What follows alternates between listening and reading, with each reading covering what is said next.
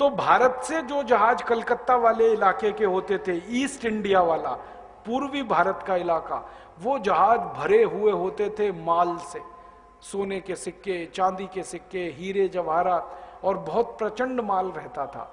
अंग्रेज जब लूटते थे तो बहुत मिलता था उनको, इसलिए उनको लगा कि भारत का जो ईस्ट पार्ट है ये बहुत समृद्धशाली है, यहीं लूटना है हमको, तो नाम रखा ईस्ट इंडिया। ये तो चालाकी अंग्रेजों की हमेशा से है, अंग्रेजों की नहीं, यूरोप के लोगों की। जिस देश में जाओ उसी देश का नाम अपनी कंपनी के साथ लगाओ। हिंदुस्तान लीवर सुना है कि नहीं? कंपनी तो मूलतः इंग्लैंड की है ना, यूनिलीवर, नाम रख लिया हिंदुस्तान लीवर, ताकि आपको उल्लू बना सकें कि भारत की कंपनी। करोड़ों भारतवासियों को मालूम नहीं हिंदुस्तान लीवर विदेशी कंपनी है, पढ़े लिखों को मालूम नहीं।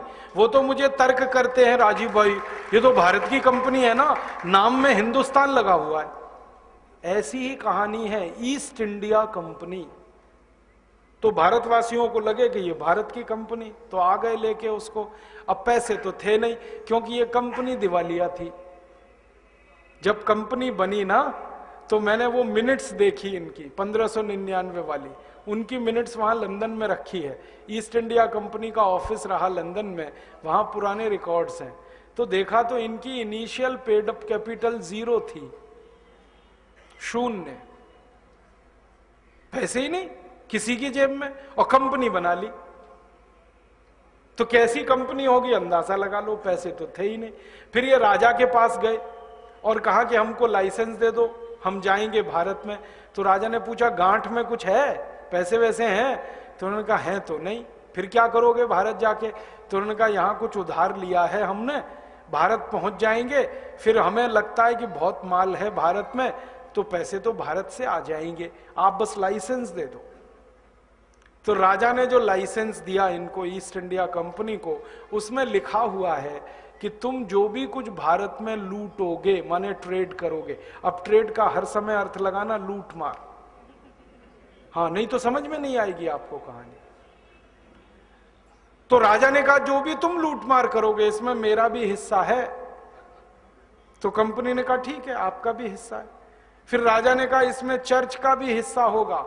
तो कंपनी वालों ने कहा हाँ ठीक है, चर्च को भी देंगे। फिर राजा ने कहा मेरे जो चंगू मंगू हैं, माने ये जो अधिकारी नजदीकी, इनको भी देना पड़ेगा। हाँ हाँ देंगे।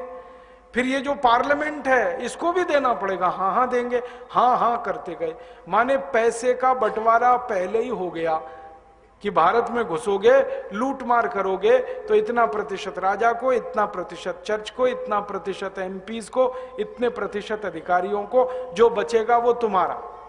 इस पत्र को लेके वो भारत में आए।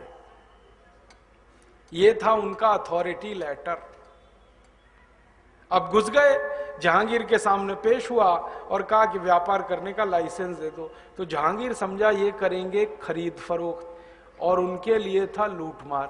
तो जहांगीर ने पूछा भी कि तुम बेचोगे क्या? तो इन्होंने कहा हमारे पास कुछ नहीं है बेचने को। तो खरीदोगे क्या? तो उन्होंने कहा पैसे भी नहीं है। तो फिर व्यापार कैसे करोगे? तो थॉमस रो ने जहांगीर को कहा कि देखो, हम भारत से कुछ माल उधारी में लेंगे, उधार, और ले जाके बेचेंगे कहीं, फिर मिलेगा पैसा, उसमें से आपको दे देंगे। अब जहांगीर ऐसा भोला भाला सीधा साधा, लाइसेंस दे दिया उसने। मुगल राजाओं में सबसे ज्यादा भोला और सीधा यही था जहांगीर, दे दिया लाइसेंस। अब वो लाइसेंस लेके गए सूरत में, और सूरत में सबसे पहले लूट मार की ईस्ट इंडिया कंपनी ने। जिस घर को लूटा सूरत में, वो घर अभी भी है, कभी भी जाके देख सकते हैं। सूरत में वो घर है, उस पे नाम अंग्रेजों ने अपना लिख दिया, कूपर विला।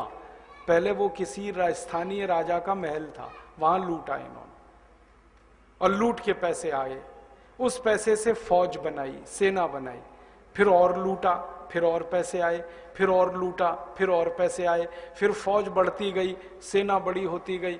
तो सूरत के बगल में नवसारी को लूटा, फिर वलसाड को लूटा, फिर भरूच को लूटा, फिर अंकलेश्वर को लूटा, और इस पूरे इलाकों को लूटते लूटते ईस्ट इंडिया कंपनी करोड़पति हो गई। जिनकी गांठ में पैसा नहीं था, धेला, उनकी पूंजी हजारों करोड़ पाउंड की हो गई, मात्र 35-40 साल। तो फिर इस कंपनी को लगा कि इस इलाके से कहीं और चलो लूटने, तो फिर पूर्वी भारत में आ गए, कलकत्ता आदि आ गए, वहां लूट मचाई इन्होंने।